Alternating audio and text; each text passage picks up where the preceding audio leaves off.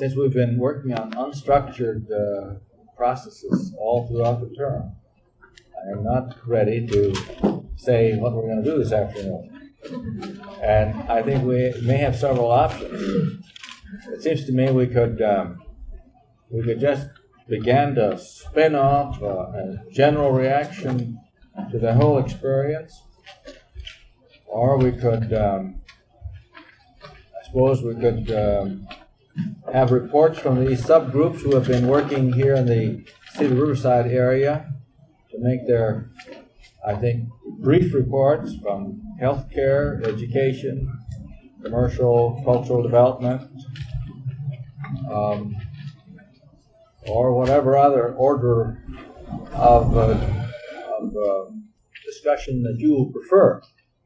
We're going to ask Joel to do some of the recording for us so that we don't lose it.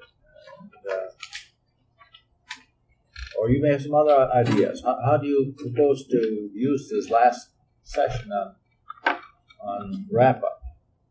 Bill, come find a chair.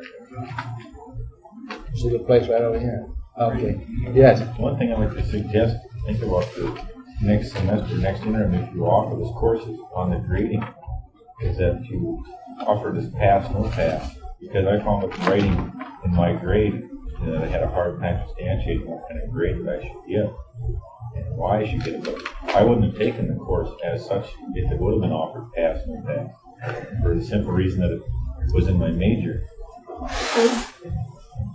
See, that was a conflict. Officials should decide what they should do with that. Do you want to rap about this matter, or should this be something that could be?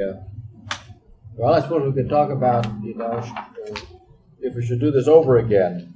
Maybe that should be at the end of our discussion. Is that a sort of a logical place? Well, I just want to offer that suggestion. Yeah, we'll pick it up toward the end. Suppose should we try it again? What changes? We could also pick it up in our subgroups since we're looking at that. Yeah. What do you think? Should we start with a brief report on subgroups, or should we start with assessment of the whole experience? Let's do that. Let's start with subgroups. Start with the subgroups. Okay. In order to get things rolling, should we set some timetables on it so we don't drag out subgroups too long? 10 minutes at a maximum. We're used to 5-10 minutes of presentations, and I think that's they always get better that way. And then some question and answer. Then question and answer. Or we try, 10 minutes, is that fair, or is it too long?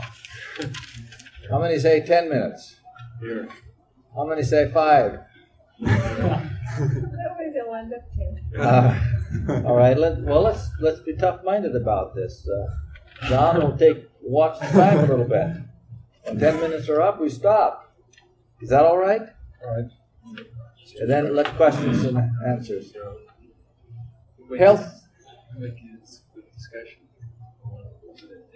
Well, Shall we use the discretion of our timekeepers over here, and we'll. all right. You got it? All right. We'll leave the timekeepers. Does everybody know who Doug Mesmer is? I know some of the group here.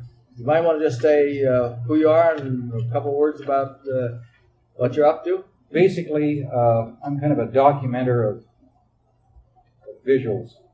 What that essentially means is I work intimately with the American Lutheran Church and several of their divisions over the years, depicting, happenings, events, people involvements, systems, this type of thing.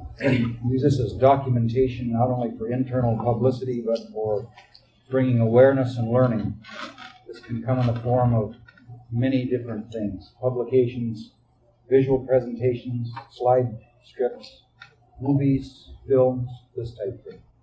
And I have been asked to join Joel and the group here to put some things together. We don't know exactly what that means, but I'll be around asking all of you at one time or another, I'm sure, to take me by the hand a little bit, and when we get out in some of these community areas, we'll document and record meaningful happenings, pro and con, future as it exists now. We'll put all this material into what I'm going to term a data bank for visuals. This thing will allow us to do many things internally, and hopefully we can put this out to people to show them what we've done, why we're doing it, why the overall and the long range plan. This documentation of happenings and picking out lifestyles in this community and that community, relating them back and forth to get to a successful image placement of the system. So that's essentially my role. And so if you'll bear with me, and if you see something going on in your particular subgroup somewhere, give me a call, and we'll go out day or night and capture it. And then put it all together somehow, some way. That's who I am, and that's all I do. We have a phrase in sociology and sociological research called the unobtrusive observer. And I think it's a good one. And more sociological research is moving to the training of unobtrusive observers.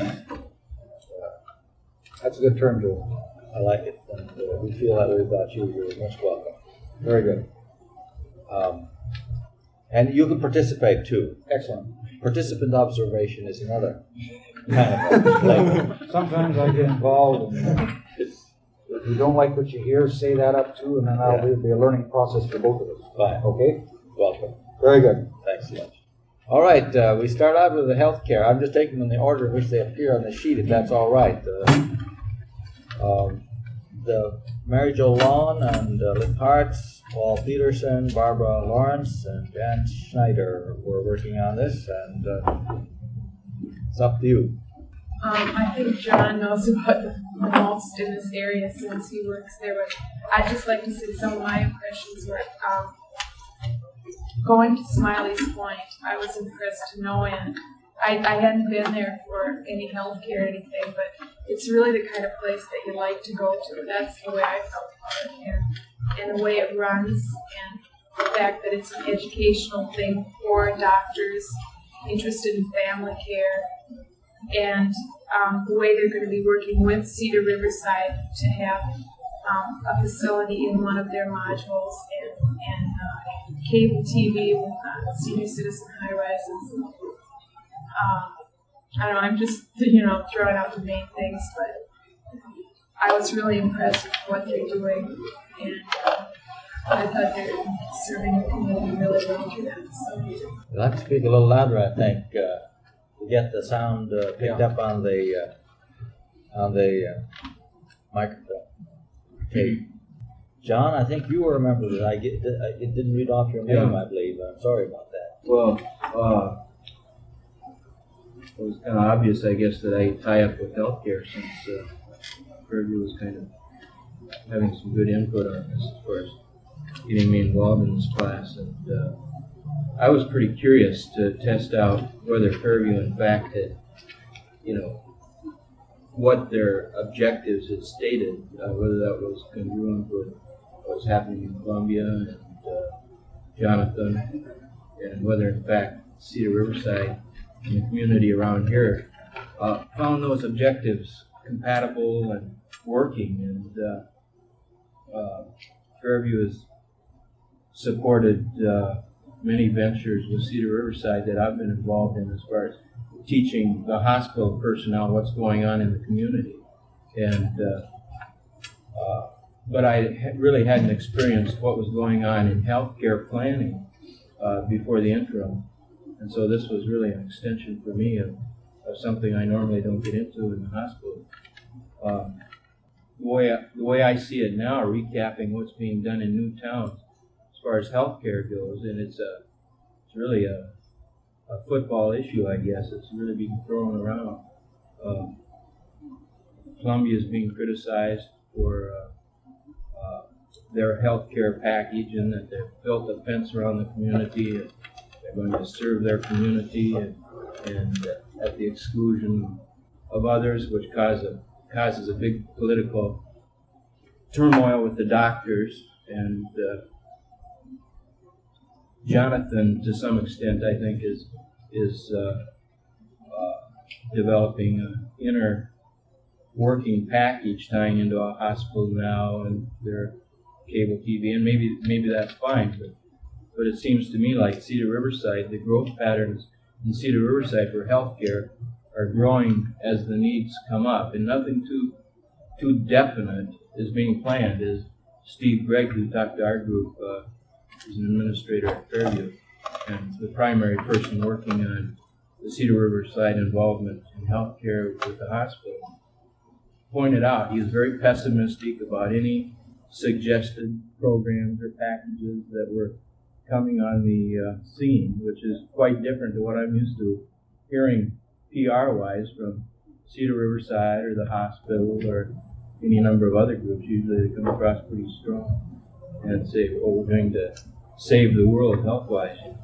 But like the idea of the model that's being set up in stage one with space available and planning whatever the institutions, Fairview St. Mary's University, want to plan from their experiences at a place like Smiley's Point Clinic, which is dealing with family practice, and this kind of growth intermingling experience, I think, is the only way to go as far as new town development goes. It's congruent with the way new towns, I feel, should develop.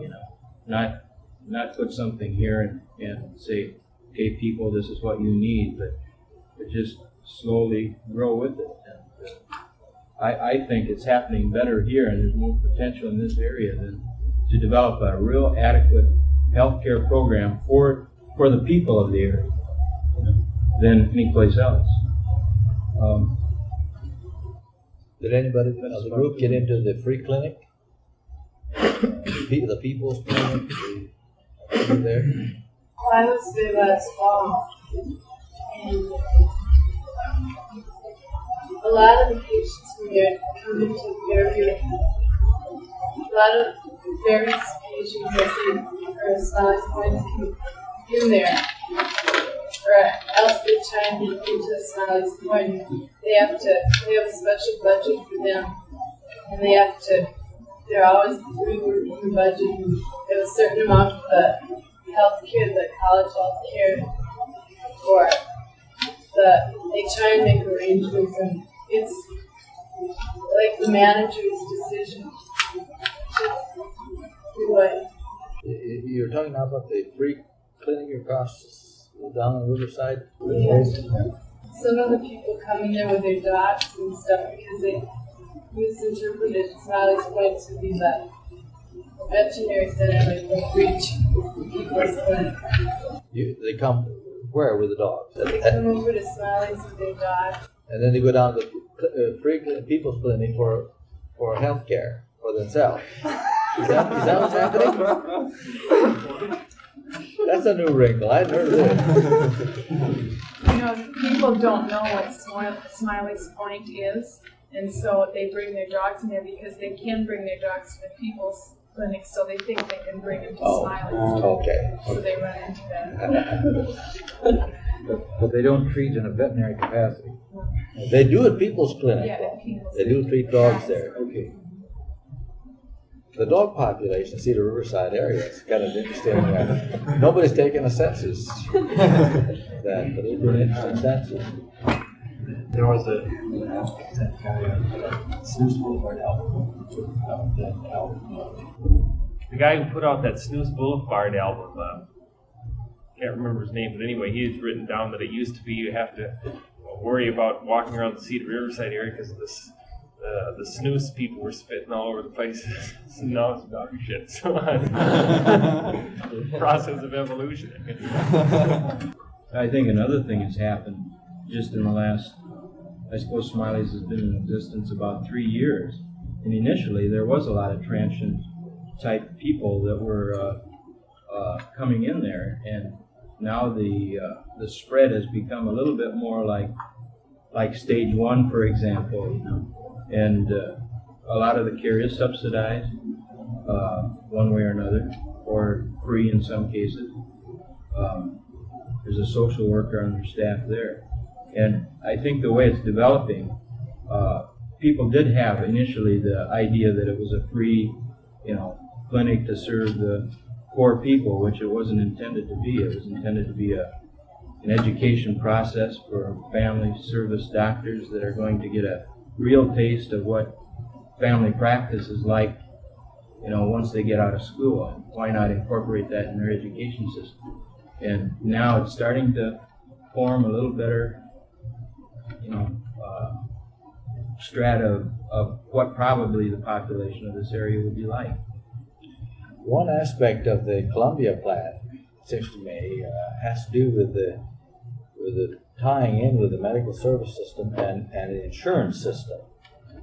Now, most institutions around here, except the university, I suspect, have their staffs insured under the Blue Cross MII, which does not link up with the development of a clinic.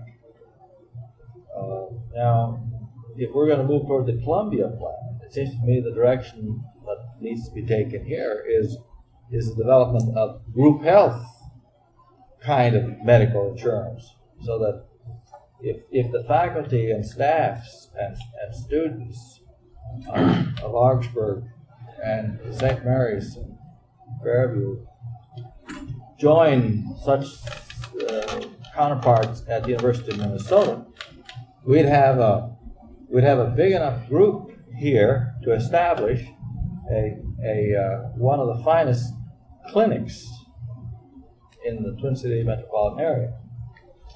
But Fairview already has teamed up with Group Health, because Fairview Hospital over here has now become Group Health's principal hospital for the metropolitan area. And if this were done interinstitutionally, we could have a medical system here which approximates Columbia, Maryland system, including a fine clinic within stone's throw from where we work and study and play and think and fool around. Would you be able to remain a member of that group health even after you graduate? Oh yes, the group health has become. It is the closest thing to the Kaiser plan that we have in this country. I've been a member of group health for 20 years, I guess. I wouldn't think of going into a Blue Cross MII, except here I'm in automatically because I'm a member of the faculty, so I'm insured twice. But I can't afford to abandon my group health in any case, so I keep both of them, which is poor insurance management. But that's the college's fault, not mine. What is that Kaiser plan you're talking about? Well, it's a comprehensive medical system where you pay at monthly premiums. You have prepayment. And you have medical care given. You don't pay for every time you have your work done. You, as the Columbia plan does, you pay $2, I guess, for a call. And that's just to discourage you from going over there and having too many conversations with your medical friends. You don't really need them. How do you get into group health? Just call. Normally, you have to get through a group. There is a private individual plan, but the rates are much better through a group. And any kind of a group can qualify. We tried to get the college into it several years ago, but at that time it was not nearly as feasible as it is now. St. Thomas College now allows their faculty to choose whichever plan they want to go into. Many of them are in group health. The University of Minnesota faculty are in group health.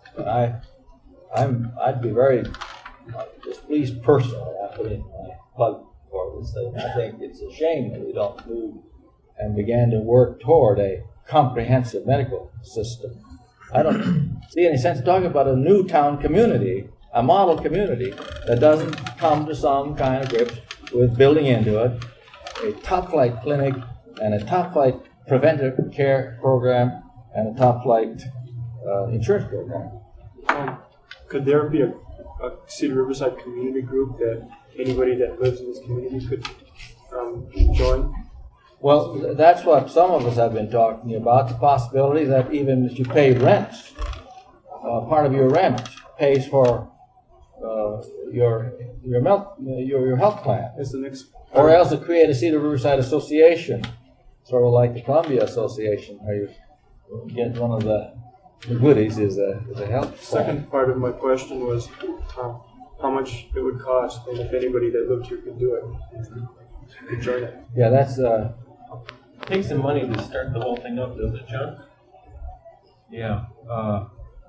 Well, it seems like one of the issues is tying together all the other complicated budget problems and all this kind of stuff, just like Cedar Riverside has had. It just gets real complicated when you're working with the government and Blue Cross and other people, all kinds of insurance companies that have to tie into this, sub-insurance and second insurances and stuff. But I think what we heard, the fellow, like I said, was very pessimistic about what was going to happen. I think much more is being done on the student population level, and I don't think they can do too much on the community population level. unless the institutions move. You have to have more or less a captive and identifiable market. Right. 15 minutes, gentlemen. People, I'm sorry. Anybody else want to have a last word from their committee on health? Is it a new town? Is it a model plan, or do we drop it? Go to the next topic. We can pick it up again later on. This, you have said a word. Education. Leroy, the dean, Dean or Dean? Dean. All right. Steve Carlson, Al Torstensen, Beth Allen, Dick Meyer, and Sue Gangzai. Who's going to carry the ball, or who's going to start it off? Well, we're sparring with the idea of starting something that's closely related to the Urban Life Center of Columbia. Only has to start on a smaller basis here, of course, maybe just a laboratory in Augsburg, with which prospective students or current students can identify with. So like a chemistry lab or a physics lab, a place where the calculators would be, a center for urban studies. And hopefully it'll grow into something bigger and better. But that's starting point. Kind of a name for that would be an urban resource center. And some of the things it could include would be an urban libraries, condensing or pulling all this stuff together from various departments. Some identifiable space that you can show people and say this is Augsburg's urban involvement. It's not an idea; it's here.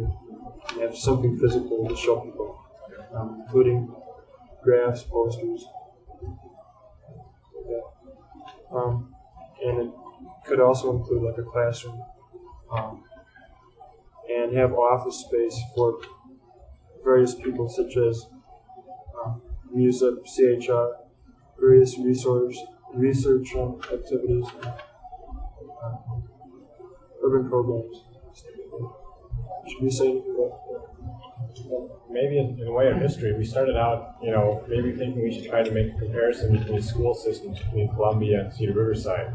Being that, there isn't one yet, it's hard to make a comparison. The situations are so different, trying to compare school systems to anything, even potential school systems. So we're thinking more about education in the way and more in terms of higher education, like principally Augsburg's involved. And so we were thinking first of like trying to create or thinking about some kind of urban life center idea, a group of institutions, or especially a research center, maybe started by Augsburg College, maybe housed in a separate building or something like that. And it sort of got down to, what would be a good place to start? What can we do maybe? And feeling was that we should, we had someplace just pulling together those things that we have going in Augsburg College right now to deal with urban affairs and provide a visible place for them. that would be an extremely good place to start, a good place for ideas to happen, like the eventual creation of maybe autonomous urban life center, maybe, with a big Augsburg input, but maybe not even, not controlled by Augsburg or anything. And it would be good, just as a place, that people could see rather than, telling people, like, for instance, I don't know, sometimes I take kids on tours of the campus, and I say, they ask about Augsburg in the city, and I say, well, Augsburg is involved in the city, and I tell them a bunch of words, and, stuff like that, and such a program, which they forget, I'm sure, in 5 minutes. And there's no place to go and show them, to see, make an image in their mind, that they don't forget for a little while. To say, it's fine to say things, but it's better not only for, like potential students from like an admissions point of view or something, but just like someplace to go to find out about something. You're all over the campus if you want to find out something. You're in the library, you're down at Joe Torstenson's office, or talking to the music director over in, another part of Memorial Hall, or, or going to use a computer, computer-based research down in data processing, down in science. So we're thinking of maybe a place for research and for, an urban resource center where people resources and other resources can be located, a place with more visibility as a good starting point. One consideration for that might be IOTA, in the sense that corner house is coming down. IOTA is going to be whitewashed in the spring, just from an external point of view, and that already is, a base for the, weekend encounter kinds of experiences. And I think, a kind of, that could develop a pretty good identity as that kind of a place. That could be a very good live possibility. We were sort of thinking about how we could best utilize the resources already available in terms of research, like access to data, close access to data processing, for instance, and also close access to the library system.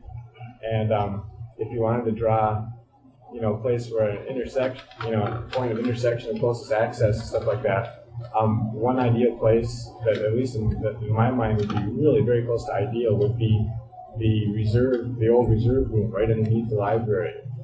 Could be, very valuable. It's something that the library, could control better. Like they could maybe be more willing to let, urban materials and stuff be centered down there, and also be very close to data processing over there, or like the social science research center that Augsburg has, would be easier. But that would also have advantages. Yeah, I think, a couple of things, so many of those kinds of related offices are tucked away in basements and, corners in places, maybe, put together with the fact that could be a base for live-in experiential kinds of things too. Maybe we're talking about two things, both of which ought to go, because if you're talking about linkage with the hardware of research, right, you have to link up the computer and equipment there. And you can't really move the calculating labs over into this place. Maybe we should have since the Center for Urban Encounter has gone out of existence, we might call this the Center for Urban Encounter of our own, and be part of the urban program. So you have two parts to the same program. I'm glad you got that into the hopper. Yeah, and the program that's beginning to generate out of there is now creating some linkages in the city with Plymouth Youth Center's encounter program. It's being looked at by the National Youth Office, the ALC, and that kind of thing. So, there's some, and we've been kind of said that we're going to have that building for at least 2 more years after this year. So, that. Joel, for my edification, the building you refer to is white right in the corner? Second from the corner. It's a house. Beige house. Beige stucco. Okay.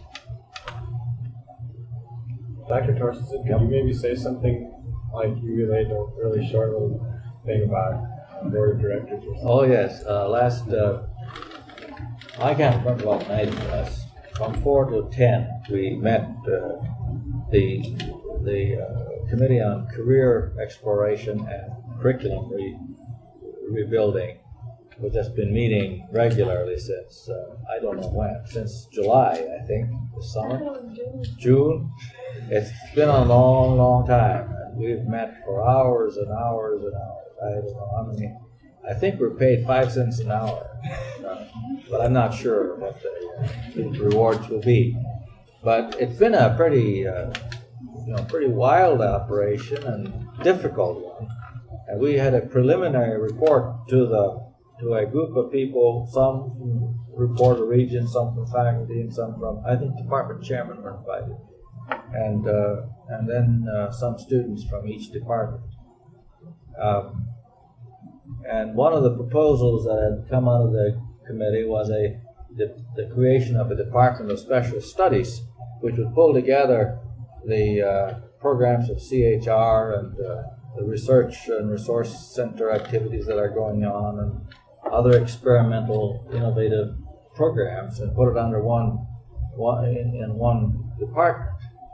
And one of the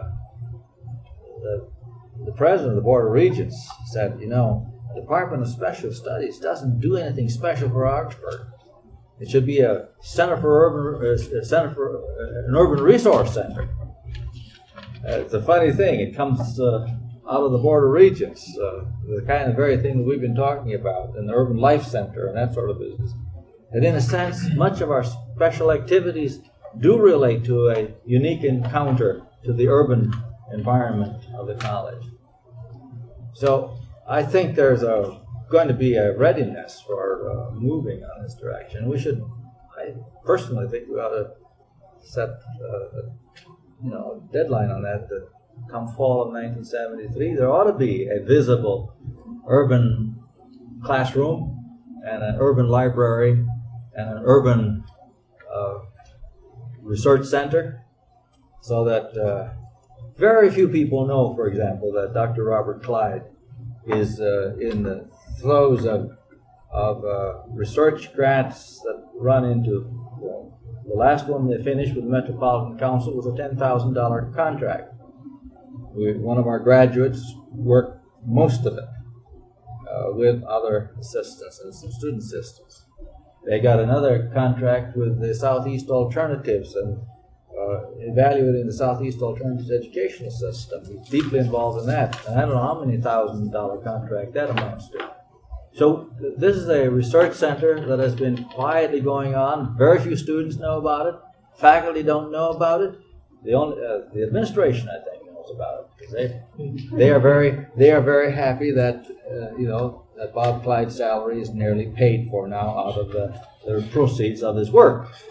So they know about it. I think you really down.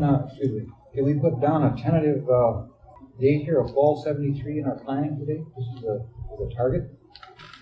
And I think one of the questions I was going to ask: are there some of you who are interested in kind of continuing beyond this month and working, pretty concretely in terms of that kind of thing? I guess our group as a whole is pretty interested in kind of continuing as a group, and maybe some others might want to plug into that too. We saw it as a student concern. Yeah. Students.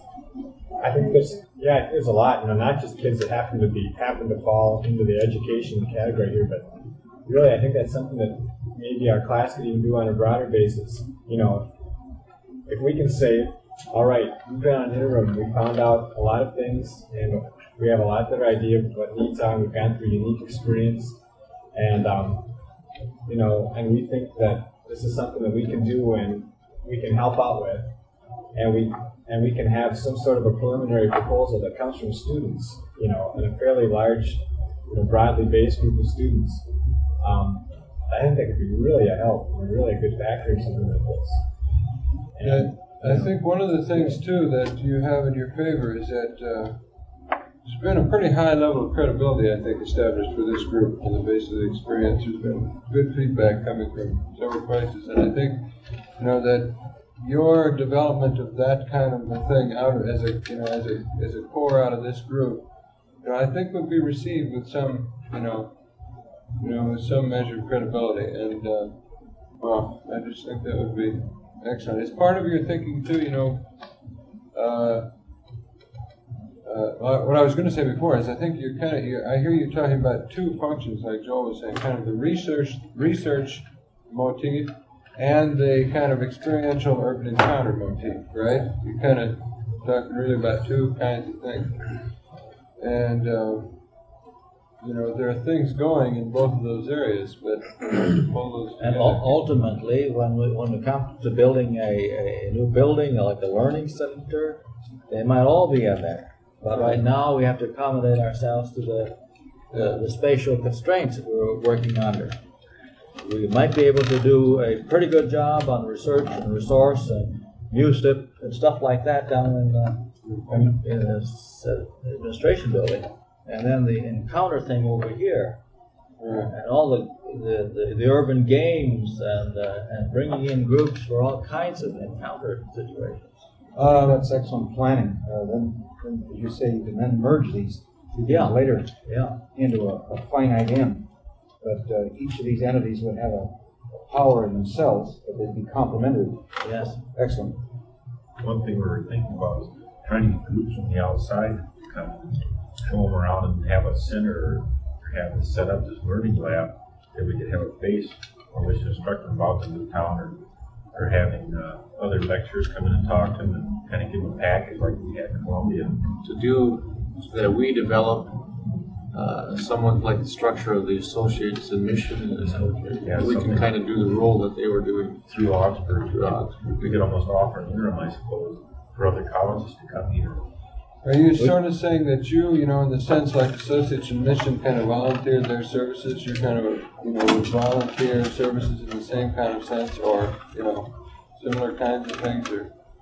It's somewhat, I think it was also talk about, once we got started, also trying to draw in the other, other parts of the community into, a coalition of, offerings. Yeah. But, starting off. 15 minutes, people. But I just want to, unrelated to what we were just talking about, we're talking about the educational system. I think this is worth throwing in. Last Friday night, some of us here went out to the people who are designing the experimental city for Minnesota. And it's a city in which it's not labeled as a new town because every sort of social system that we have now is replaced by an alternative system. For instance, in their plans, there will be no cars in that town. Will be moved on automated people movers. Their healthcare delivery system, they said they were going to structure it without hospitals. And their educational system is a system in which there are no schools like we have here. Their educational system is a birth to death learning situation, which I guess it'd be impossible for me to describe, in a minute or two now, but it's something we have to think about new towns. Is that a new town, like they told us out there, is mainly a land development. And they're taking the social systems and social structures they have now, most of which, like our educational, have failed and have inherent problems. And they're trying to do, I guess, as best they can with those structures. But they're not, new towns really aren't providing a lot of new answers about the new scene. They're just kind of taking the structures of the old and trying to make them work a little better. And I think this experimental city is worth investigation in that it's offering new systems and new alternatives to what we have presently in our city. And I wish we all could have been there. And we were just there for a couple hours, and it was really fascinating, I thought. And we have just begun, I think, to study the urban scene, and this really stops and makes you think about different systems that couldn't be improved. I take it you suggest that if we're running this interim again next year, we ought to really include a session or two with experimental city as a part of that. I think, well, like they said, the experimental city of Minnesota is the most farthest advanced plan anywhere in the world. We have them situated here in Minneapolis. And you almost get the feeling, that new towns are almost obsolete in their thinking by going out there, and here they haven't even been built yet. Well, that's kind of the pace at which we live. For the input, though, that can be received from out there, I think it was really worth it, something to look towards. I was going to say something to that. Just a little louder, please. I was talking to a man who's a businessman in Cedar Riverside the other afternoon, and we got on the subject of that city, and I guess it's proposed to have 1 million people up there. No, they're 250,000. Yeah, 150 Okay. to 250,000. Well, the question I was wondering is the climate up there, at home. Who's going to go up and live that far away from anything? I mean, the way I live look at it farther is away. well, it's cold enough in Minneapolis. To me, Well, who's going to go up way up in the boonies and live? they have two sites. One is near Alexandria and one is near Aiken. They haven't decided between the two now, and the climate probably won't be too far off. And then I think they are planning in certain mega structures up there, which will be covered by domes, quite large domes, in which the climate will be controlled. Trying to have an indoor golf course. One of the consultants was Buckminster Fuller. He wanted to cover the whole thing. Ended up with a series of smaller domes. I think one of the things she's trying to get at, though, and I've heard the comment from other people much more knowledgeable than any of us, is that experimental study has said that General Electric or Westinghouse or companies that don't have a major input in Minnesota now would be interested in something like experimental city, and that's where they say they would get their industrial base or job base.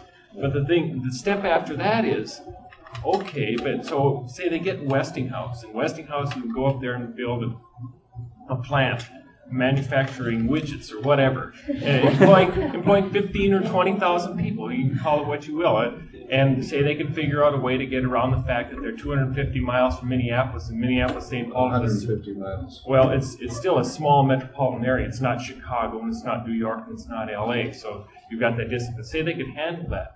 Still, the thing is, with all their 20-year jump into the future, is that they're working with a company that is part of a worldwide economic system, which is not going to change.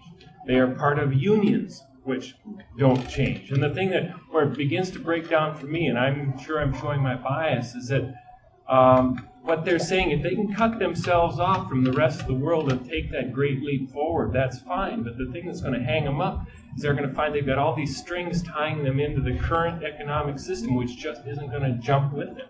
It's going to pull them right back. And so maybe new towns, I agree, they're obsolete when they're built. But boy, that's stretching that old banker out in Boston about as far as he's willing to go. He's got the money. Yeah. And that's... Or even the attitude of the people. Now, this is what you say would have to be a personal reaction, but I don't know. I work within old structures, and I feel comfortable within old structures. And to go out there, and all of a sudden, all these old structures are gone, and you're giving me new ones that I'm not familiar with. I mean, well, when in Columbia, they kept on saying, this is a new city. But the same old people are going into the new city. And all of a sudden, it's not a new city anymore. To handle that, they plan to disorientate people in the common. Out of their culture now, they're playing the whole new deal with their education. The guy's really a dreamer, and he's interesting to listen to. I don't think it'll really go over because it is such a big dream, but it was really interesting to listen to, and it does have definite possibilities. I would say that their problems will probably be just as big as their potential victories. But I find myself, looking at what exists in present society, and I'm kind of bothered by that. And we work through our structures to make our structures perhaps a little bit better. But really, it'd be interesting, when we reach crisis stages, maybe they'll have a system up there that'll work fine, a different system. we talk about alternative systems to what we have now, but unless we see something else working somewhere else, we'll never change replace one system by another.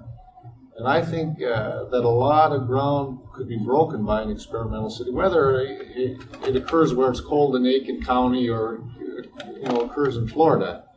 I think the input that can be gained by that, I don't think will change our social structures until we can see something else trying to develop somewhere else. Yeah, I think related to that too, then, the other side of that is what Bill was saying, can in fact those real experiments happen when they're still tied into a capitalistic system and are dependent on that, One of their goals, I think, is to plan what they're doing there so they'll be able to assimilate their structures back into an urban city. And I think they're very conscious of what exists when they're developing this. And they're going to have some big problems, there's no doubt. It starts with the residents make them. Yeah. The time for we're sort of getting into a discussion of comparison between experimental city and model city, and which is the better, and so on. Maybe we should go to the next topic. That's not exactly, well, it is related to education, because the experimental city was to be an education city, whereas all the new towns are land development cities. Kind of an interesting imagery. We said 15 minutes, we're 20 minutes, aren't we? Yes, sir, you are. You're about almost 25. All right. Maybe we can come back to it if we wanted. So let's go to the next one, commercial cultural development in the Cedar Riverside area. And Jonathan seems to be given the short shrift here this afternoon, but maybe for the sake of the economy, we can afford to do that. Larry Holcherland,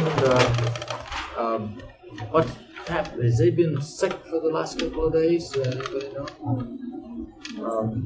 Gary Bidney, Mark Johnson, Dick Myers. Did you pick up this, or didn't you get time for it? I went down. What I did is I went through the Riverside area and talked to a couple different stores and that. And I went down. I started one night. I went down to the Triangle Bar, and I started out by. You didn't get any farther. I started out by saying, instead of asking people, that I went to Augsburg College and that, that I know something about the Riverside area, and asking them what they thought about it. I told them I was from Columbia, that I was out visiting, and I wanted to see what they knew about it. I came from a different, an aspect that, they could say something, I wouldn't know that it was right or wrong. But I found out that most of the people didn't really know what was going on. There's kind of a couple tall buildings over there that are all fenced off, and nobody knows what's going on. They're not going to be open until March or so, you get into there and live. Maybe. Okay. And nobody's ever lived there to really see what it's like, so they didn't really know what it was all about. And to ask them, what did you think about it, or how's it going, or has it affected you? Nobody had any opinions on it, so that didn't really make any difference. But then just to go on to see what is going on down there for the cultural aspects on Riverside, I believe everybody in this class pretty much knows that it seems to me to be a college orientated or a younger culture that are willing to shop down there in the businesses. Like there's Theater and Around, Dudley Riggs, Riverside Cafe are basically all young people orientated or to college kids from the University of Minnesota. And there's 3 bookstores and 3 record shops. And there isn't really any apartment stores or anything like this because it's all downtown. It's sort of like a little counterculture, it seems, in this one little area. And you have Mama Rose's. And there's about 5 or 6 different bars down there in this area. So it doesn't even, there's a liquor store on the corner. That's about all there is. And then there's a few little trinket shops, a grocery store, and that's about all there is to it. Think about all these businesses, none of them are really making any money. Yeah, the thing I found in walking through there is the type of businesses you have down there are the type who will never be able to afford to have a business in the Cedar Riverside area. They need low rent, low overhead to survive. And when you have land that is worth $10 a square foot, and you build a commercial mall on top of that, you're going to have a rent which, for instance, the man who owned the bicycle shop in Columbia, Maryland, at the Village Mall, paid $570 a month rent. And now these people down here in Cedar Riverside are no way going to be able to afford this, and found a negative reaction to this. And this is an unknowledgeable statement. I have no facts to prove anything that I'm going to say in the next statement, but I would tend to disagree with you all across the board. Every aspect of what you just said. I don't think that those people down there are making a very little bit. And I disagree with that statement too. I think they're ripping people off. Well, I suppose it depends on which shop you go into. I think they're laughing all the way to the bank. Every step they're laughing all the way to the bank. Also, there are businesses like Depperfield and a couple other shops that make moccasins that cost $40 that students can't afford. There are people living in stage one that are going to be able to afford it. Those businesses, they're going to make it. They're just waiting for that. And a lot of them are being subsidized by the cultural. Businesses. I think businesses are going to do some businesses. So you know that they are tied in with future plans of Cedar Riverside. I imagine if there's like they're projecting a good student population in Cedar Riverside, then I imagine you are going to find some like Dudley Riggs in that state. So they are developing a modern grocery or general store, which presumably will be having a fairly promising future in relationship to the population. Are we talking about something that is the evidence is a little bit blurry, a little shaky? You won't really be able to judge it until it gets developed, and that's why it's so hard to talk about it. I'm wondering if Bill would like to talk about it. It seems to me he's getting ready for some kind of activity. Well, first of all, I agree with you totally. This is when I first came to work at Cedar Riverside, that the idea was they're going to knock down everything. But then, and I don't know if I was that intelligent or whatever it was, but I felt that for some reason that we had to maintain a good portion of this old buildings. And as it got more into it, feelings of the company have changed to the point where we realize, and this, I think Columbia was a prime example, you don't build cheap space, period. You don't find it. And so for better or for worse, we've got a few old buildings, a block of old buildings here and there. We'll concentrate just on this block between 4th Northwestern, or what used to be 4th Northwestern, and Daniel Hall. And I guess we need that more than I guess we knew a year ago. We can't live without it. And while we may have trouble rehabbing it, we have no alternative because we can't build that kind of space and we can't lose those people who are in there. And while up on the Savrans block, we'll probably put a hotel, motel, some office space and things like that. And down on this where the Five Corners bar is here, on the rest of that block will probably go some other kind of commercial and housing development. This will be the first stage, and this will be the second. I think you're going to find within a 5 to 10 year period that with these two developments coming on in 5 years, you're going to have a boardwalk connecting these two. And I know for a fact that the plans are now. This is the alley in back of Daniel Hall up here with those flags there. And what you're going to find is that the basement of Daniel Hall is also going to be open. That whole block of basements here, and then basements from one end to the other, that's going to be open. The second floor of Dania has got the only vaudeville theater in the city left is up there. That's going to be opened up. I think you're going to find that the second levels of all these stores are going to be opened up to a boardwalk that'll be taking place in the alley. It'll open up the shops that way. The basement is going to be, I guess, taking a page from underground Atlanta And altogether, you'll have triple the amount of low-cost space that we've got now, because we can't live without it. If you take the South, we're no better than Southdale. That's it. Because we'll have the only shops we'll have, neat, tricky little shops, will be the ones you've got in Columbia, because they can afford the $8 a foot. But here, we can get by with probably $2 or $3 a foot, and when we add 3,000 more people on this side, maybe they can pay $4, $5 a foot. They sure can't pay 10. And we can't live without those shops. Maybe we'll only break even on those shops that we have in there, but on the other hand, we've got 50% of our population is going to be low and moderate income. And if they don't have a place to shop close by, near at hand, it's not going to be a very fun place for them to live. And I think we're realizing that more and more. And even this has been sandblasted now, the basement of Depth of Field, and just talked to Glenn Fallon. He's making good money. They're going to open, I told Dr. Torstensen that they're going to open a weaving school on the second floor of Earthworks, which is going to take some more capital outlay, but they're going to put that in. Internships go there. Yeah, and you've got John Pointer in the basement of Depth of Field. He has apprentices. He's teaching pottery. It's the beginnings. If you talk to Glenn again, we've talked at some length about the possibility of putting these business people together into a cooperative and stealing a page from Norway and Fredrikstad and the Plus Colony and putting together a kind of artisan cooperative colony here in Cedar Riverside where we go on strictly American or whatever American culture is from our backgrounds in Europe and Africa and everywhere else, putting it together and using Cedar Riverside, tying in Augsburg and putting out students who can get their BA degree for whatever it's worth, but also have their major interest would be in weaving. And so they could go out and they'd be a craftsman, a weaver. And I think it'd be just super. I think it's something that Augsburg can offer that nobody else can. I think it's something that Cedar Riverside can offer that I don't know of another area in the country where they can put together with as little trouble as we can.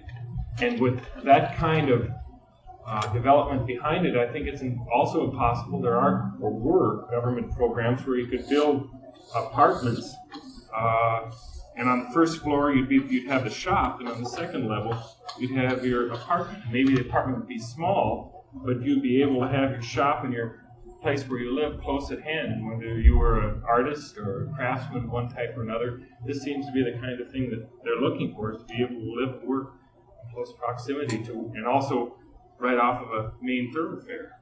The commercial area is going to be this funny shoe-shaped piece here, and it's not drawn. It goes in further than that, way out here. And there's going to be 2 million square feet of development there, as much as what you'll have in Columbia, only it'll be 4, 5, or 6 layers high. And I should think that we could support that bit of old space quite easily.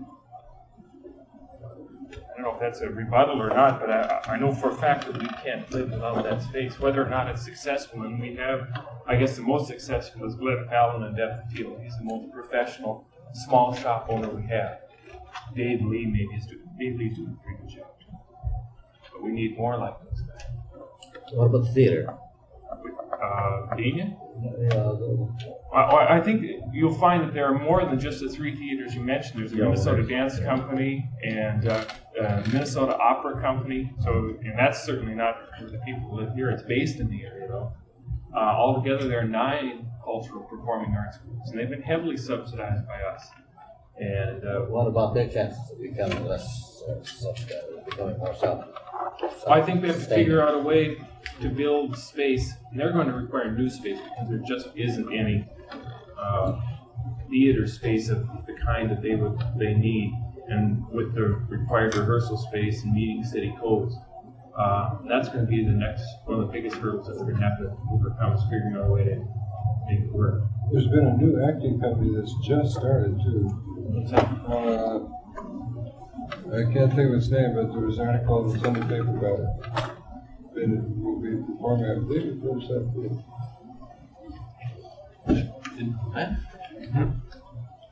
So, it's a very complex socio-cultural system that has developed around. But it's again getting back to what who's talking about. John, you were talking about the evolutionary process. Everybody's skeptical about what may happen because nothing has been laid down yet. But the people are here. and the people are interested in how they're going to fit into tomorrow.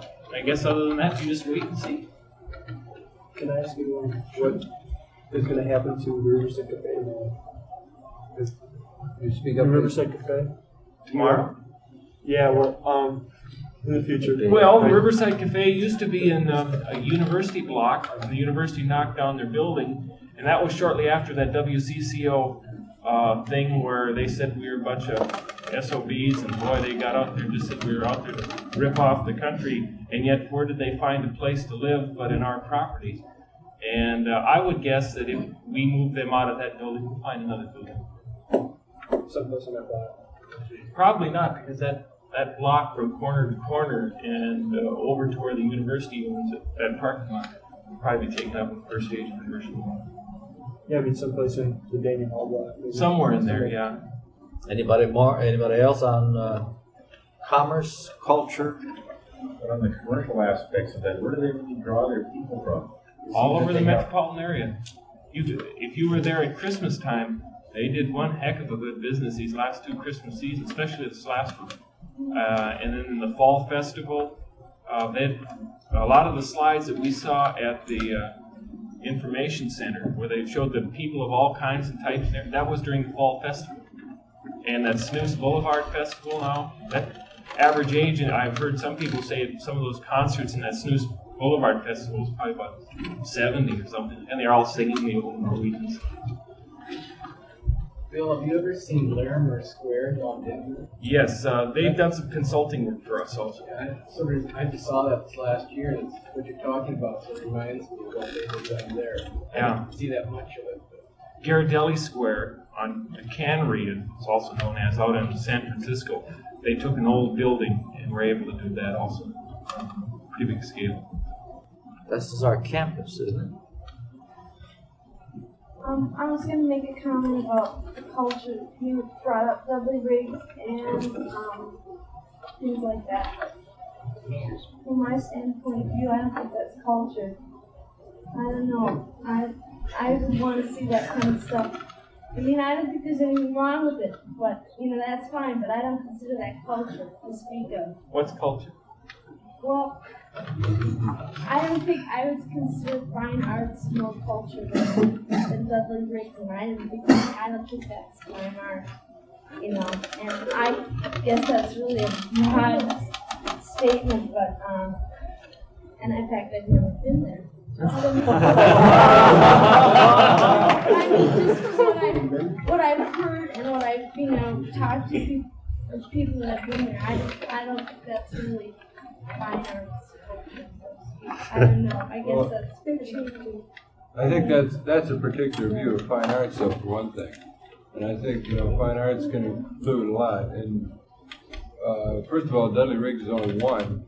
There's a lot, and has been in the business of more satirical drama, satirical review kind of stuff. Theater in the Round has done much more serious kind of drama, and Dudley Riggs is switching to more legitimate theater too. So, at the same time that I think, fine arts may mean a lot to a lot of different people. Somehow it all becomes a part of what culture is about. Depends on where you were born, how much money your family made. What you call culture, really? Well, I don't know. I guess maybe the problem will change according to the different types of people that are going to yes, from what I've Yeah, where I was raised, the polka band at the West Liberty Ballroom was culture. Yes, I think we were using culture in a much broader sense than particular definitions of fine art. It's a very complex, very varied sort of business. Maybe we could throw out the fact that I don't know another new town that has got an arts planner. Ann Payson has been with Cedar Riverside for a year now, and we've got a renewal for the grant from the National Endowment for the Arts for second year. And Cedar Riverside has committed themselves to, even if they didn't get the NEA grant, they put her on salary anyway. And all she does is try to coordinate various cultural activities in Cedar Riverside. That's unheard of because they don't make any money. You've never made a dime off an opera company or a dance theater or any kind of theater facility in this country. This doesn't happen. But that's her whole job, is to try and work them together now and then build for the future. Maybe, it may be kind of a rash statement, I don't know if it's true or not, but I think at least this area would come close to having the highest density of performing groups of any place in the world. Well, it does in the 5-state area. And I wonder what that means to admissions people, and to and to the whole communication system. How do we communicate to the world about Augsburg College? College that is down in Ghirardelli, is that the way you pronounce it? In San Francisco, would certainly not apologize for being right next to Ghirardelli Square, or a college near Tivoli Gardens in Copenhagen wouldn't say, well, it just so happens that we happen to be next to Tivoli Gardens. We're unhappy about it, but here we are. Make the best of it. Come anyway. You see, it seems to me that's what's a part of the process here is to begin to rethink what it means to be a college in the heart of this kind of activity. It doesn't mean to say we say yes to everyone. We're going to have a divided faculty, a divided student body on which of those performing arts centers are the kinds that we like. We have our likes and dislikes, but we have the choices right here. And that our students should be able to go intern. Our drama students should be able to go down to, have an internship with one of those theaters and learn how to manage theater, learn how to do, a lot of things, and actually being a participant in the theater itself on an internship basis, and still be related to our own theater. Yeah. It seems to me one of the things that until the last couple of years there's been a good deal of apology on the part of the college for the community in which it lives. Yeah, when are you ever going to get out of your slum? Somebody used to tell us. Man.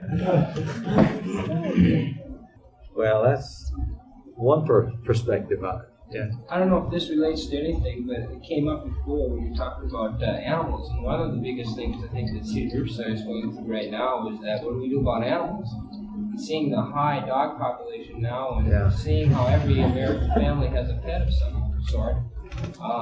So far, the ruling is there will be no four-legged creatures allowed. And I just kind of wonder what that's going to do to people. It seems like I go home with my dog, the dog would come to me, no matter if I kicked him if I left. People are different. And, I think we need those. The thing that I'm still kind of skeptic about, and I think it's, as I went down and talked to Cedar Riverside too, is that they've had every type of consultant you can think of. Fantastic people on their planning. They've had one guy as far as sociology and the guy from the university. Holy balls, is all I have to say to that. I hope now that we've planned buildings and we've planned, how we can best technologically do things, now we're going to start worrying about what are we going to do with the people when they start coming in, how we're going to work out hassles and relationships. Well, I think, too, there is a full-time social planner in addition to that consultant. Right. Who's a gal that's... Yeah, but I'm still saying that the impetus and the concern, even as they came through their PR, they said, now we're going to start worrying about how we're going to do that. And most everything, the thing that I become alarmed about is a lot of things are on assumptions. We assume that people are going to be responsible and they're going to want to form a community and be caretakers of the place and want to be responsible for one another and form a community. Power to them. I just really hope it works. I really do. Maybe that's where I can say, well, we can key in and be part of that decision and help make that type of community exist. But I'm skeptical. I really am. That we put monies and buildings before people. And I don't know how to specifically get at changing that, but I'm worried. That's why Experimental City were kind of excited me, because our whole concept was built on people as learners and resource people. Everybody has impetus and has potential for moving out learning. The whole idea is that we can live upon a lot less, but yet learn more and give more. was kind of the whole thrust of experimental city to me. It's alternatives. How are we getting into the future? New towns, it looks great, fantastic, the possibilities that are happening as far as culture and everything. God, what are people? The people now that have their choices. I don't know, I have some fears. I hope it works. That's one thing that I noticed when we were at Columbia, and then when they're talking about the first development stages, I said the first 6 months that Jack Rouse kept reinforcing the idea to think about what would be the ideal community. And I think that's very important and vital to not lose sight of that. And have that as that first stage, have that in the background. That's really sort of moving right into the next topic of housing. Or time, yes.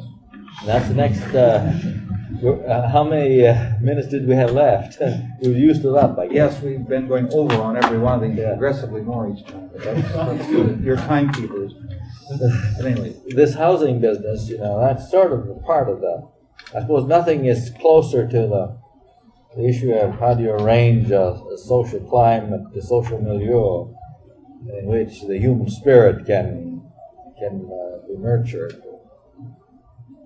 It's more, in no situation is this more critical than in the field of housing. Who's been working on housing? Jan Schneider and Rebecca Barrett and Debbie Kilroe, Sheldon Anderson, Gary Bidney are the names that are on this. You want to start it off, Jan? Well, one thing as far as to me, meet with Mr. Vance and Becky and I we're going to tour the Cedar West development. And we're really anxious to see what that's going to be like. But as far as housing in the community, I've talked to quite a few people that live here, and a lot of them are, because they're involved musically. They want to they like the area a lot, and they want to make a big name for themselves. Get known in the area. But as soon as the high-rise things come in, they plan on splitting. And that's their choice. And I still have doubts about how all the high-rise systems are going to work. But you have to be patient. What is that? You have to be patient with it. I think this is the problem that I wrestle with, and I'm sure some other sides wrestle with themselves, is that monstrosity is going on, whether that's maybe positive. But, can people really live in that high rise? I try and find out whether other people have been able to live in high rise, problems of crime, parking, Have to speak a little louder on the shelf, please. I got a cold. I'm coughing like crazy. Excuse me. But so I did some research about other areas that use high rises, and I come up with, I don't know, we'll see Riverside work because it's so different. It's such, like Bill talked about Pruitt, in St. Louis, you can't make that comparison. You can hardly make a comparison to New York City or Chicago, straight up. It's the character of Riverside is so different, and I think the character of the developers is so different. All I can say is I hope it works. We talked about how different Riverside is the people that they expect to have in the high rise. Students, kids that are coming in and out, university people, and the elderly, and mostly young married families, as opposed to other housing projects sponsored by the government. There have been a lot of families with maybe 3 or 4 times kids, and they put them up for the 10th or so floor, and it just doesn't work. And so it's going to be different than that. So, of course, all the institutions are here to hopefully make a difference. And also, location is unique, and so close to so many freeways, and have access from the skirts of the city into Riverside so close to the university, we're so close to downtown, and we're close to plant parks. Everywhere. So, that's just a quick point of view, but I've got my fingers crossed and hoping with the rest of the room. This is direct. You know, like it seems like with stage 1 and going on to 2 and 3, there's differences. They're doing more research. There's being more innovations. You know, they're changing things. Is there enough of a change that from the first stage to this, you know, the last stage, the first stage could be a complete flop, nobody would live in it, and by the time you would get to the 4th, it would be a successful, viable place to live?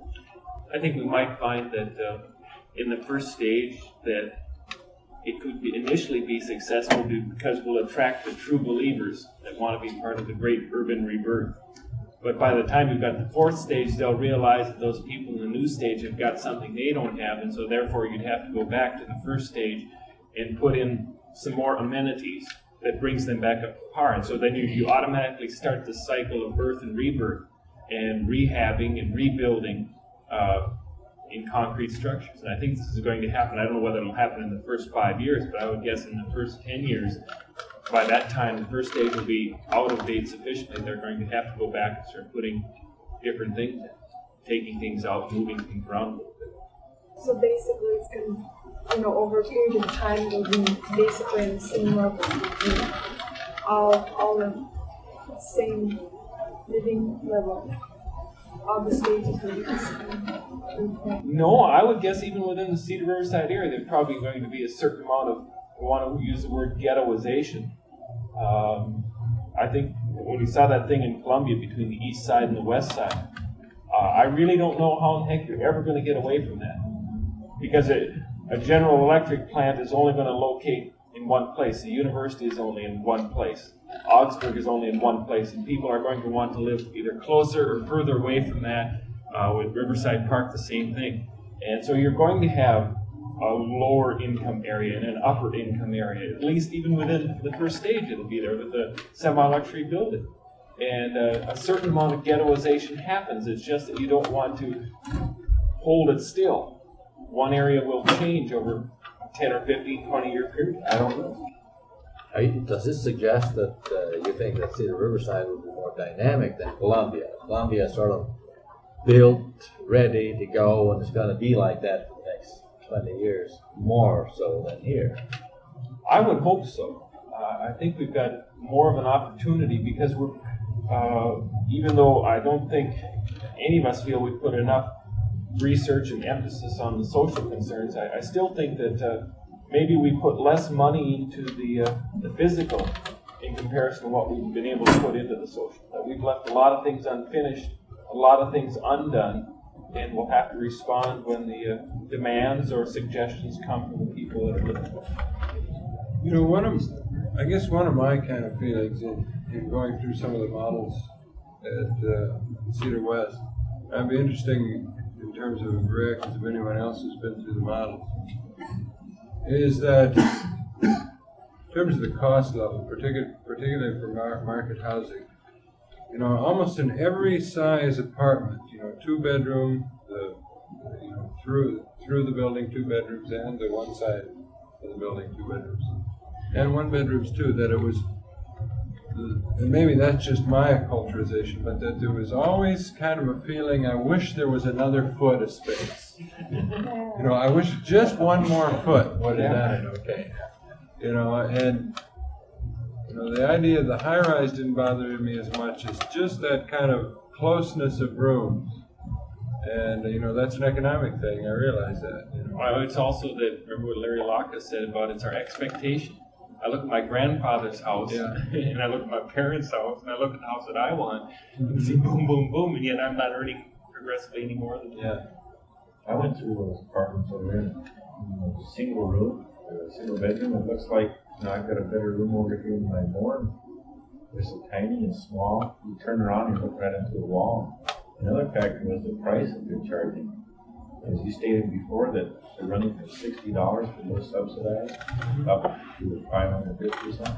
And she priced it for me, or she said the lowest you could get for was 155, and that they weren't getting any subsidized so far. I was wondering if this is correct. Because if the public housing will come off of a list that's held downtown in public housing. There's a waiting list of probably 2,000-3,000, and will pick 117 lucky people who get to live in a new house. The rest of them will be living in substandard housing in South Minneapolis or North Minneapolis. We just don't want to build any subsidized housing. So then that 117 rooms that you have? 117 units, yes. That will fill with that, and then the rest of them start at 155. That would be moderate too. Yeah. There's also there's about 150 units of red supplement that we've applied for, that we hope to get, which will put an intermediate step between low income and moderate income. So there's actually 3 subsidized levels below market. Right. I was gonna say one thing that. Will you speak a little loud, please? Okay. They said what I was gonna say, so to speak, but I too question the fact whether are you going to be able to get these people where you have a person of a high income that pays a lot of rent, living to a person who pays very minimum. Are they gonna do that? And I kind of wonder, will it work out? And how about? I think you're gonna have to. I was talking to a man. I think it's Ralph Rapson Company. Okay. And he said we have to consider the people, like the kids now that are in high school that are going to be college students pretty soon, Are they going to want to live here? What are they going to think of Cedar Riverside? So I went and my little sister's in high school. And so I talked to her and some of her friends and what they thought about Cedar Riverside. And they all came to the conclusion that it was an evil place and that they wouldn't want to be a part of it, So, I don't know. Where did that imagery of Cedar Riverside come from? I don't know. I don't really know what. It didn't come from the high rise. It came from the kind of housing that's flourishing last decade. Well, I think, and the culture that accompanied it. No, I think that it comes from the people. The drugs. No. Oh. No, it's the people that live here. They don't seem to want to be those type of people, and I'm sure that they'll change, so to speak. But I don't know. I kind of have the whole problem of are people going to want to live here? And another thing I thought too was that with Mr. Batson's high-rise luxury apartments, I guess, I don't know if this is right to compare this or not. I looked at Georgetown when I was in Washington, and that's kind of been, rejuvenated, so to speak, and has a lot of nice little shops, and they're really high-class shops. And with those luxury apartments, maybe Cedar Riverside's going to do that too. They're going to push these lower income people out. They're going to be on this block here, We're going to set them here on this block. And then over here we've got the high income people, and they're going to have all their nice little shops. Is that going to happen in Cedar Riverside? I don't know. I didn't solve any questions. I don't need to tell you that, but I didn't. I don't think anybody can really say what's going to go on. It kind of bothers me because I think the ideas that they have are really spectacular. I really do. But can they pull them off? I think that's the question we're asking too. Because what are the options? I guess. What were the options before Cedar Riverside? It's another kind of question, isn't it? Yeah. Should you just let it be? Let it be.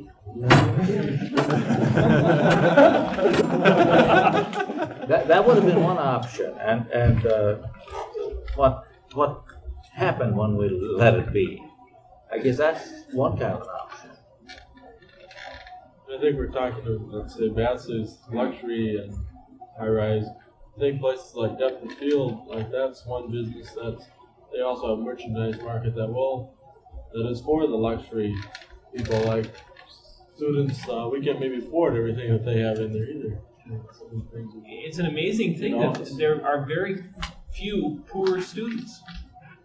the houses around here look pretty bad, but you go inside and see how many people have got tape decks, color TVs, ski equipment, good cameras, nice clothes.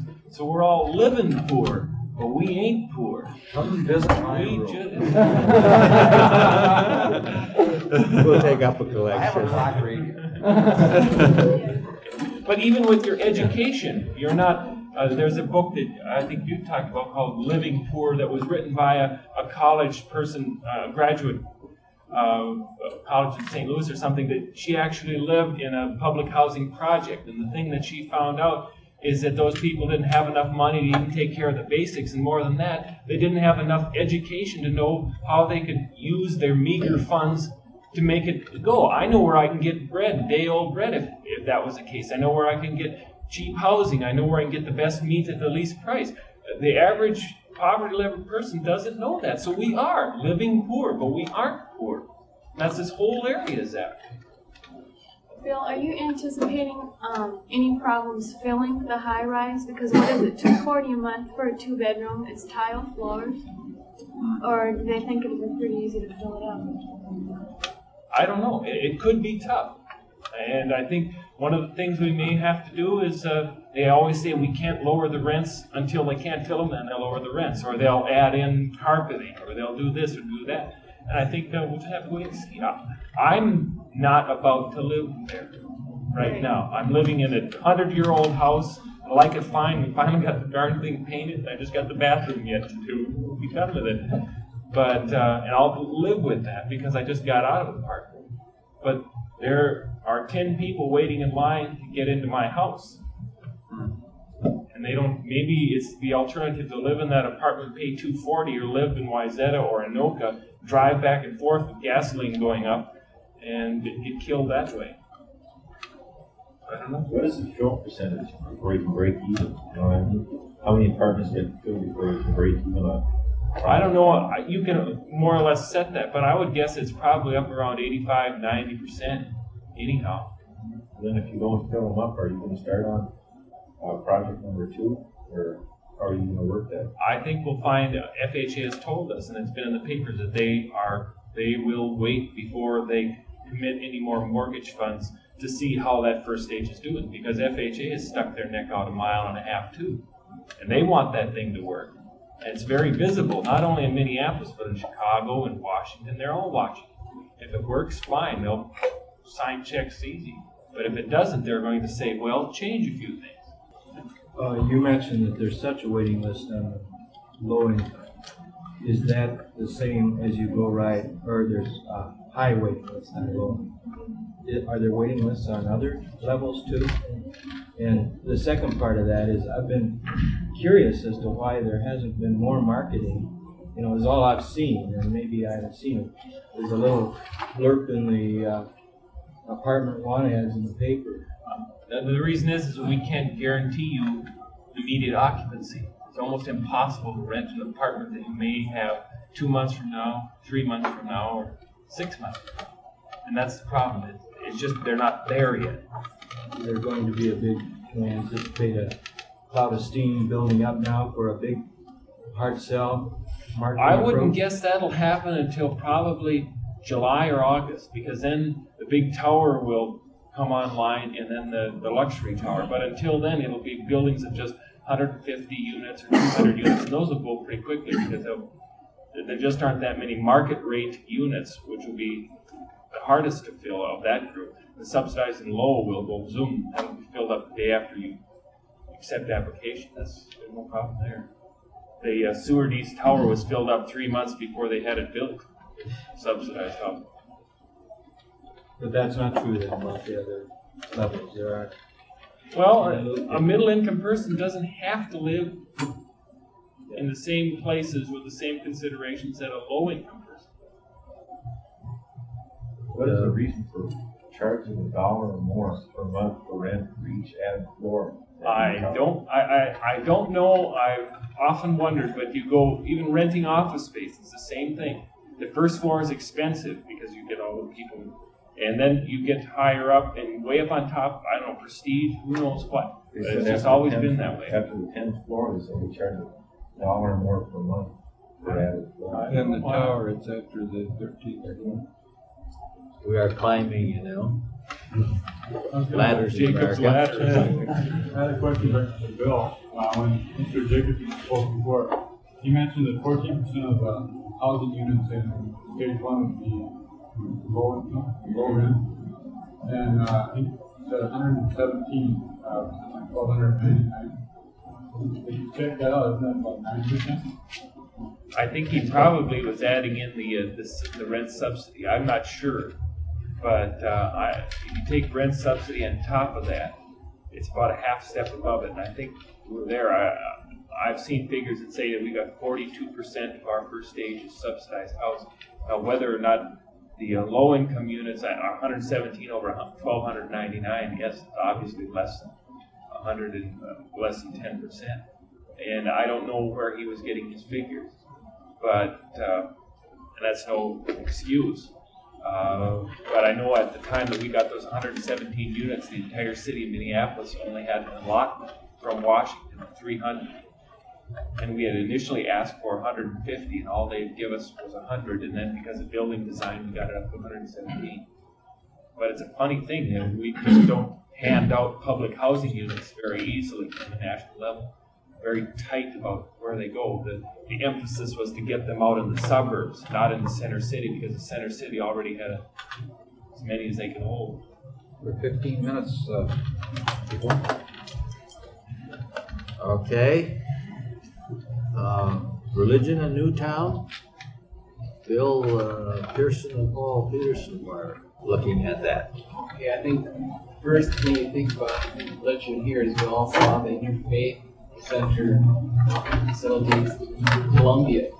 And coming back here, we sort of wanted to find some sort of framework for that. And of course, we all talked or heard Sheldon Ferguson, and I think he really explained it quite well. In that within this development, religious groups could be rather independent and spring up as they're needed. Whereas I think out in Columbia was more a trend with developers or church officials sort of brought this interfaith center down from above. And people didn't really have that much to do with it, I think, at a grassroots level. And I still think that it's probably pretty institutionalized in sort of an interfaith center, although it is quite a move from out of Columbia to have all those three major religions in the world. It's kind of interesting to compare Trinity's role in Cedar Riverside development and to the role of Bethany, which is just across the freeway. I guess that's best illustrated by the daycare situation. Fairview and Augsburg had contacted each other about setting up a daycare service in this area. And I guess Dr. Anderson took it upon himself to talk to the ALC people and Reverend Cronstead at Bethany to see if they kind of felt that Bethany had the best facilities for daycare center. Well, as it worked out, the board over there at Bethany voted it down. I guess they didn't feel that that was the role of the church to be involved in community like that. And I guess they eventually moved to Ebenezer. So you can compare what you heard from Reverend Ferguson to the attitude and the mindset that some members at Bethany have. And you get a glimpse of the diversity of people in this community and how even like in Columbia they felt they had to meet the needs of people that were liberal and then the fundamentals too. Pastor Ferguson said something about that Bethany was sort of a sister church. I think Trinity didn't they break off? Yeah. I don't know what real story is behind that. That's an interesting story, but it's too long to tell. Supposedly Bethany was supposed to be more of a liberal faction, and Trinity was more the conservative. And right now it seems like it's sort of reversed. This Trinity is what we call liberal, and Bethany's sort of staying in the same spot they were before the freeway came. And I think the freeway really put quite a shock on the Lutheran Church community around here, and they haven't quite recovered from it. And it just seems like their only visible mission at the moment is serving the people, the elderly, in some of the high rises, which I think is a very needed thing. But it seems like it's rather so limited a vision that stops, right at that age level. It doesn't seem like he's really got the insight to consider a whole new development right at his own doorstep. Anybody else on the role of religion in Cedar Riverside? I might mention something else. I guess Sheldon Ferguson talked about that too, about campus church down here. And I think lots of people, when they think of religion in Cedar Riverside, it's one of the first things I just talked about is a campus church. I guess before Bill and I had talked to Sheldon Torgerson, I'd say that the day before, he and I went down and talked to him too. And I guess I was rather surprised finding out that the campus church really isn't that much a part of the Cedar Riverside community, depending on what your definition of who's in the community.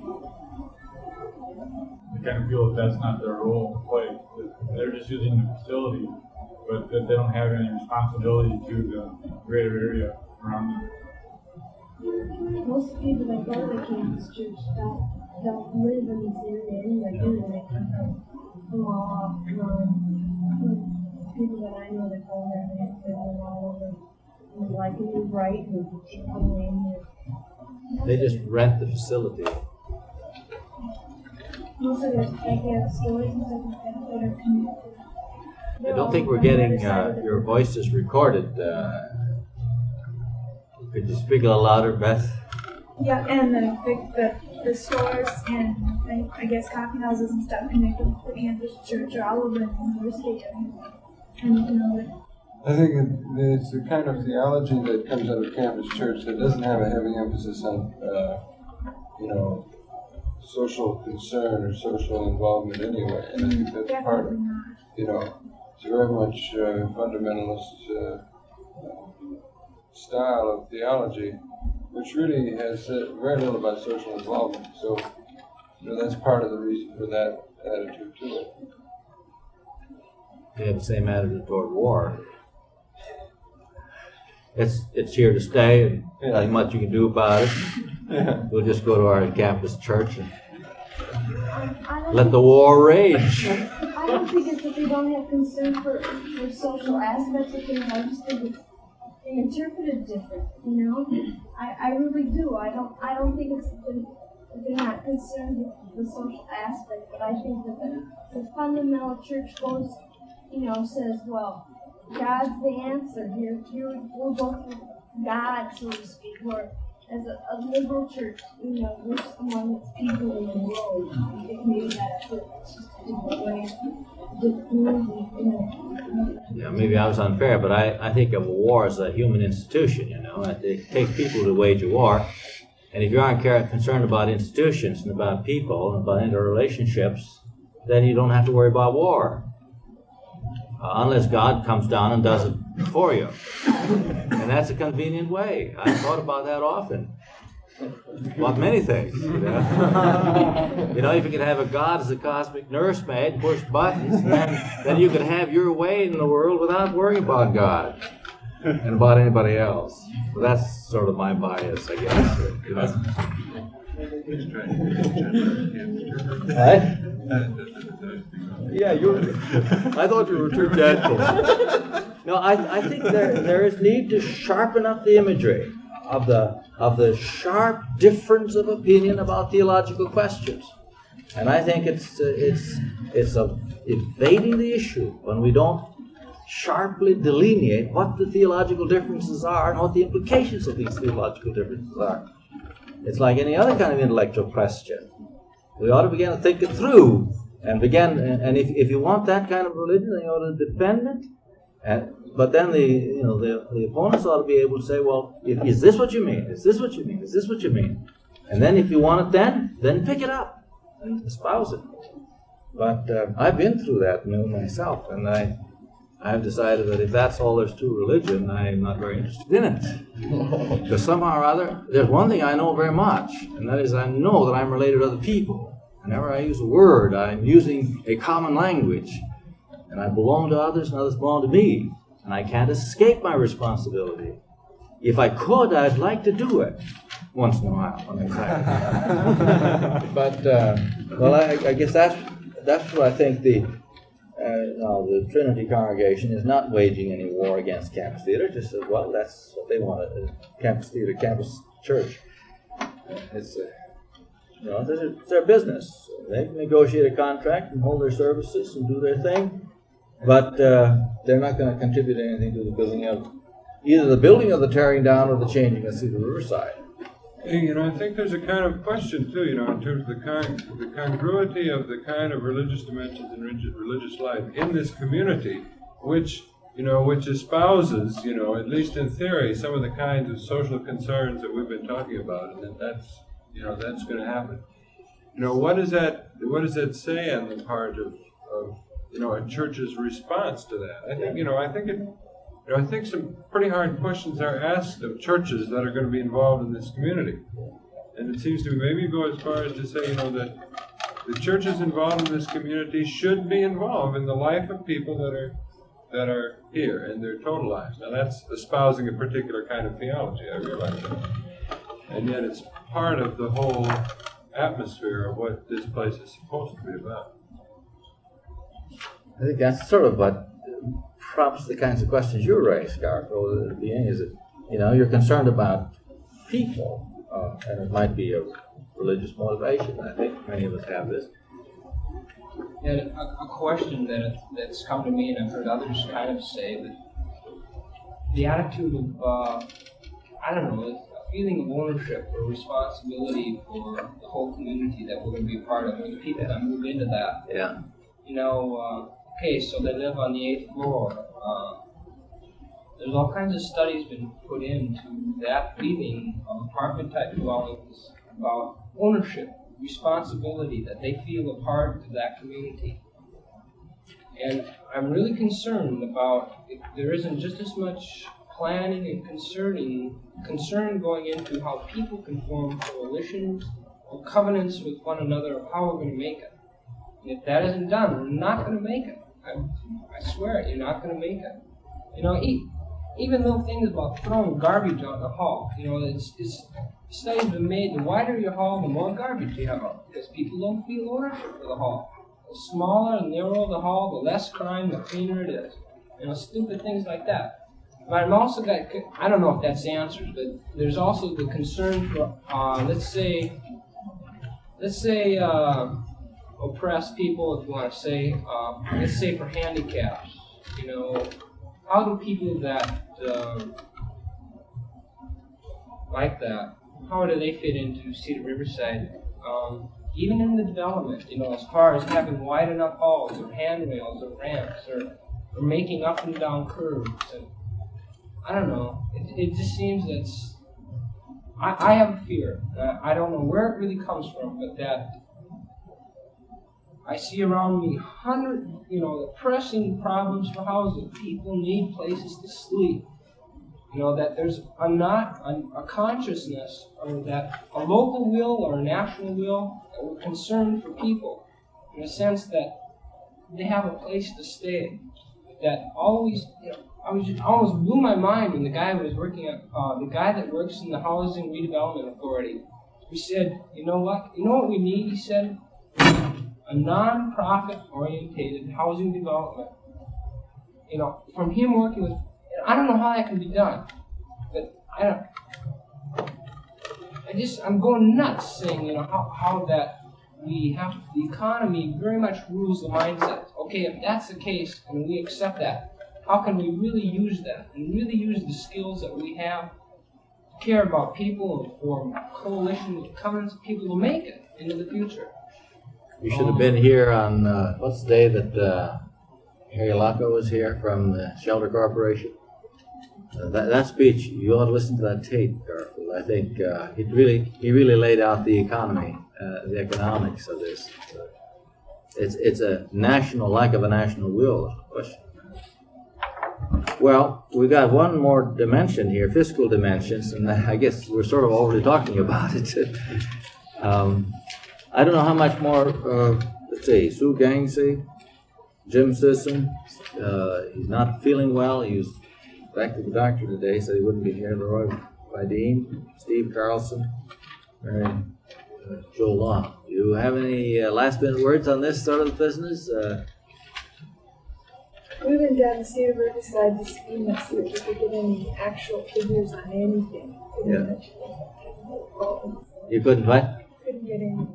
Couldn't get anything. Yeah. This Figures on what? Anything. Housing. From our office, or who'd you talk to? Didn't talk to me. No. Didn't even leave a note on my desk. What kind of figures are you looking at? Just anything. Like, I was basically interested in how you pull in people that want a tax shelter, what inducements you give them, things like that. But Call me up. I'll show you the figure. Show you whatever they've got. okay. But I don't think you're talking to anybody in the planning department, No. and I think that's probably your mistake, because there's two divisions over there. You've got the ongoing maintenance of existing property, and then you've got the planning. And the planning department is where that data would be. Oh, okay.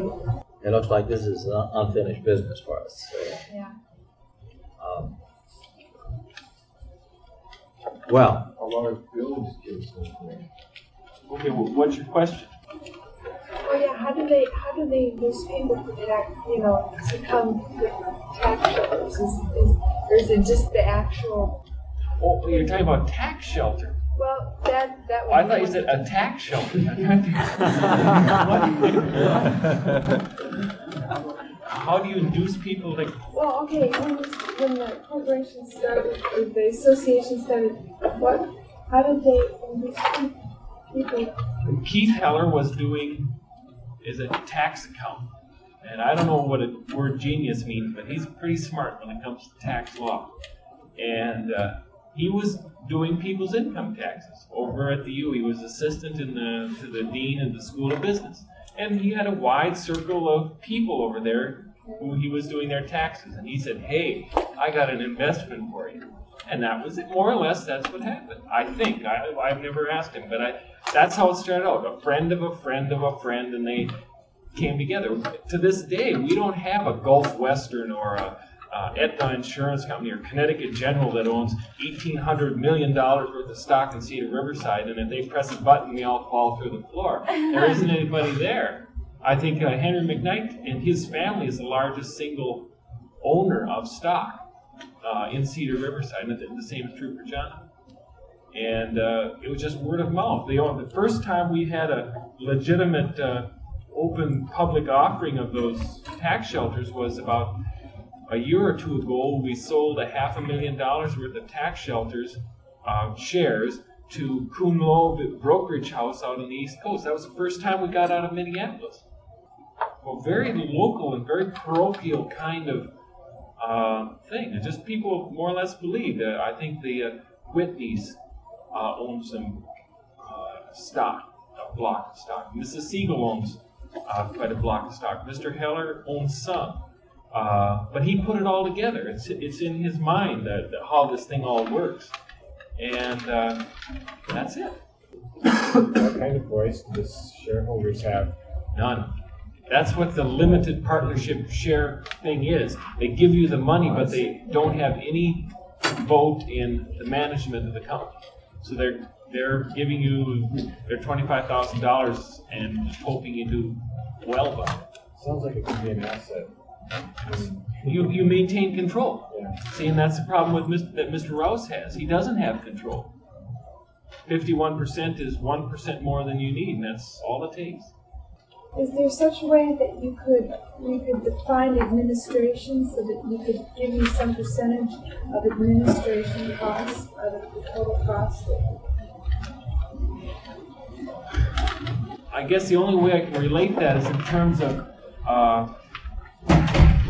landholding costs. I think John Jacobson mentioned that there was about 15% of our landholding cost was in administration. I think that was the figure, 10 or 15% or 16%, 16 to 20%. And I think the last time I heard, we were losing in landholding costs between $10,000 and $15,000 a day. And that goes year round, 7 days a week. So that's what, I think the budget for the planning department is somewhere between $200,000 and $500,000. I know up till 1972 that we had spent over quite a bit in excess of $500,000 in planning, privately raised capital, which is more than any urban renewal area that's ever gone on in this country has spent. And we're a very small area in comparison. Our time is running out. I don't know where we should go from here.